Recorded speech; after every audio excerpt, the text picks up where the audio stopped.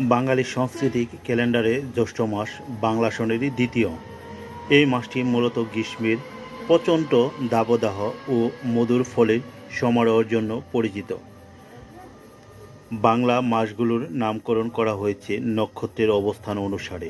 প্রাচীন জ্যোতির্বিজ্ঞানের অনুযায়ী জ্যৈষ্ঠ মাসের পূর্ণিমা রাতের চাঁদ যখন জ্যৈষ্ঠ নক্ষত্রের আকাশে অবস্থান করে তখন এই মাসের নাম করা হয় জ্যৈষ্ঠ।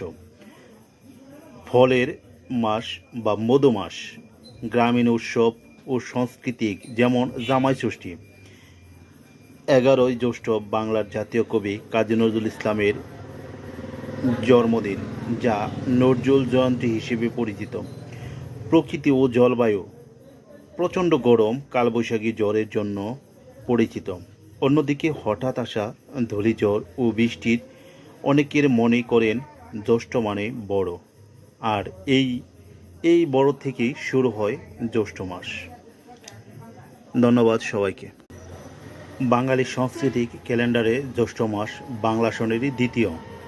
এই মাসটি মূলত গ্রীষ্মের প্রচণ্ড দাবদাহ ও মধুর ফলের সমারোহের জন্য পরিচিত। বাংলা মাসগুলোর নামকরণ করা হয়েছে নক্ষত্রের অবস্থান অনুসারে। প্রাচীন জ্যোতির্বিজ্ঞানের অনুযায়ী জ্যৈষ্ঠ মাসের পূর্ণিমা রাতের চাঁদ যখন জ্যৈষ্ঠ নক্ষত্রের আকাশে অবস্থান করে তখন এই মাসের নাম করা হয় জ্যৈষ্ঠ। ফলের মাস বা মধু মাস। গ্রামীণ উৎসব ও সাংস্কৃতিক যেমন জামাই ষষ্ঠী। 11ই জ্যৈষ্ঠ বাংলার জাতীয় কবি কাজী নজরুল ইসলামের জন্মদিন, যা নজরুল জয়ন্তী হিসেবে পরিচিত। প্রকৃতি ও জলবায়ু। প্রচণ্ড গরম, কালবৈশাখী ঝড়ের জন্য পরিচিত। অন্যদিকে হঠাৎ আসা ধূলিঝড় ও বৃষ্টির অনেকের মনে করেন জ্যৈষ্ঠ মানে বড়, আর এই বড় থেকেই শুরু হয় জ্যৈষ্ঠ মাস। ধন্যবাদ সবাইকে।